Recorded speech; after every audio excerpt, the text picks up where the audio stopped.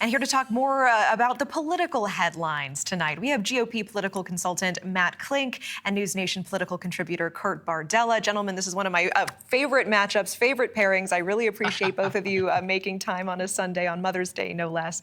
Kurt, why don't we start with you? Pope Leo making his first Sunday address there at the Vatican. We hear him denouncing a number of wars and conflicts in the world today, as saying it is a third world war in pieces. What do you make of his message? What impact do you think Pope Leo's words will have on the ongoing conflicts in Ukraine and Gaza?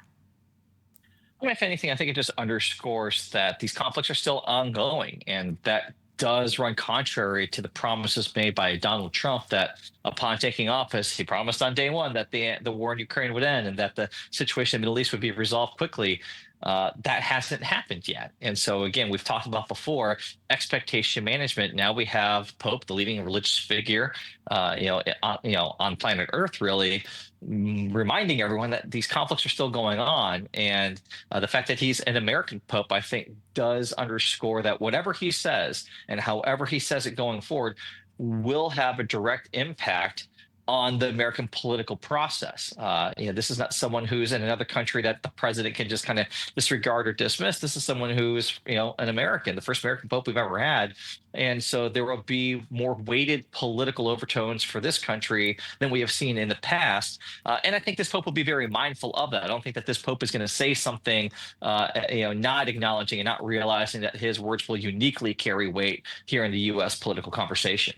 Matt, as some Trump supporters have said that the new pope may be American, but he's not America first. We see former Trump advisor Steve Bannon calling the new pope the, quote, worst pick ever and predicting friction in the future between President Trump and the new pope. I mean, do you agree this will likely be a rocky relationship? Well, Steve Bannon's an idiot for saying that. I'm sorry to be so direct. He's the head of the Catholic Church. He's not a quasi head of MAGA or the America First movement. He is the leader of billions of Catholic people around the world. He doesn't carry a country. He happens to be from America, but he is the Pope, the leader for all Catholics around the world. He's got a mandate that's bigger than the United States. And so for anyone on the left or the right to ascribe political views to Leo, it's just ridiculous. And it shows that at some point we got to stop. His job is to lead the Catholic people. The Pope has traditionally been one of the world's strongest advocates for peace. He is also one of the strongest advocates for life, that if you want to inject partisanship into it, technically then the Democratic Party with its pro-abortion views is out of step with the Catholic Church. But this was a time of great joy and celebration. So to inject partisanship into anything but holy smokes, this is really cool that the Catholics chose a new pope. Oh, and by the way, he happens to be American for the first time ever. Everybody should be celebrating that accomplishment. And anyone who injects partisanship into it, that really makes me sick when I read something like that Steve Bannon wrote. Holy white smoke, to be exact. No, I digress. I almost did it. Kurt, we got to talk about Qatar. I mean, reports saying that the Trump administration is considering accepting this new plane from Qatar. Boeing is not ready to deliver a new Air Force One. Trump saying he wants a new plane this year. We already see Senate Minority Leader Chuck Schumer criticizing this idea as bribery. The White House is saying this gift would be in compliance with laws. Later, it would be gifted to a library. Should the U.S. accept a plane donated from another country? No, this is a horrible idea on a variety of fronts. First of all, in order for this plane to be used as Air Force One during Trump's presidency, it needs to go through an entire retrofit by DOD. It needs to have a complete security sweep through. And frankly, that can't happen in the time frame in which Donald Trump's in office. He wouldn't be able to actually use this plane until 2029. So this is nothing more than a gift to Donald Trump, private citizen, worth $40 billion. And I think it begs the question, one, what do they get in return for that? What is their expectation? Two, it's not a gift to the United States of America if Donald Trump keeps it after he leaves office. Traditionally, when the president of the United States accepts any gift on behalf of the country when he's traveling abroad, that becomes property of the United States of America. not the individual occupant of the Oval Office. That's standard operating procedure, no matter who's president, from Democrat to Republican.